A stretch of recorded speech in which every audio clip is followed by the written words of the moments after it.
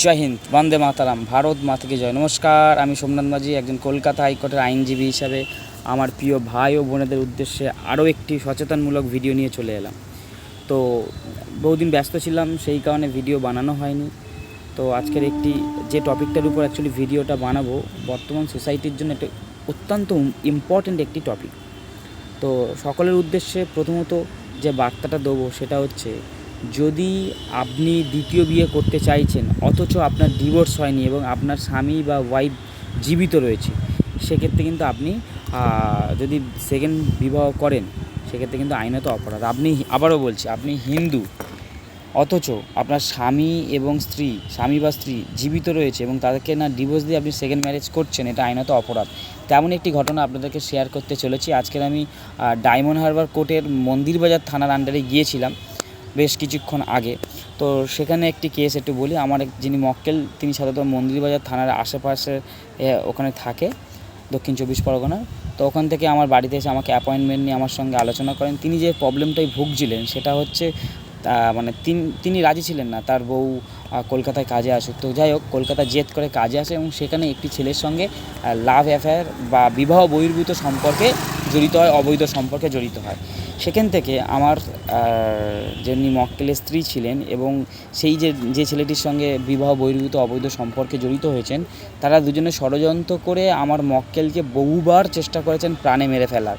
যাই হোক, ঈশ্বর তাকে বাঁচিয়ে দিয়েছেন।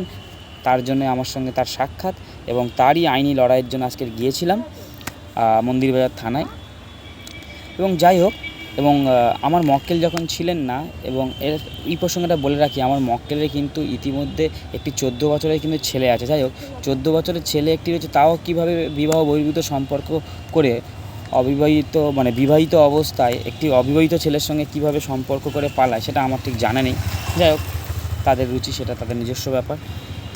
এবার আমার মক্কেল যেদিনকে বাড়ি ছিলেন না এবং আমার মক্কেলের ছেলে কোনো কারণবশত বাড়িতে ছিল না, ঠিক সেই সময় আমার মক্কেলের স্ত্রী এবং সেই যে ছেলেটির সঙ্গে অবৈধ সম্পর্কে জড়িত ছিল, দুজন মিলে সাধারণতভাবে মক্কেলের বাড়িতে এসে প্রায় 1,95,000 টাকা এবং বেশ প্রচুর গয়না, বেশ অনেকটাই গয়না, ঠিক আছে, আমার মক্কেল এবং মক্কেলের মায়ের সোনা গয়না যা ছিল সমস্ত নিয়ে তারা চুরি করে পালায়।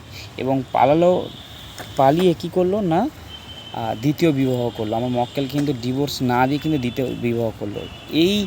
এই যে মক্কেলকে ফাঁসি দিল, তার জীবনে যে 16টা বছর বিবাহ হয়েছে, 16টা বছর তার জীবনের যে স্পেশাল যে মুহূর্তগুলো ছিল সমস্ত কিছু ভুলে গিয়ে আবার একটি দ্বিতীয় বিবাহ করে নিল। কোনো রকমভাবে লিগাল নোটিশ থেকে শুরু করে কোনো রকমভাবে কিছু না করে উল্টে টাকা পয়সা চুরি করে নিল এবং শাড়ি পর্যন্ত প্রায় 28 থেকে 30টা পর্যন্ত শাড়ি চুরি করেছে, গয়না চুরি করেছে আর টাকা পয়সা চুরি করে নিয়ে গিয়ে প্রেমিকের সঙ্গে পালায় এবং বিবাহ করে। এবং এই নিয়ে আজকে আমি মন্দিরবাজার থানায় এসেছিলাম এফআইআর আবেদনের জন্য।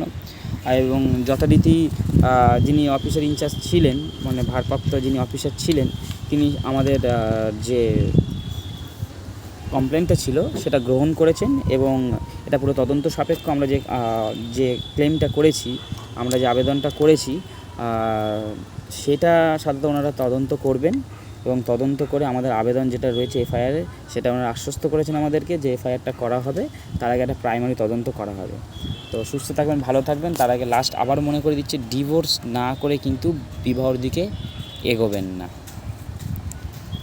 তা না হলে আপনাকে জেলের ভাত খেতে হতে পারে। সাবধান।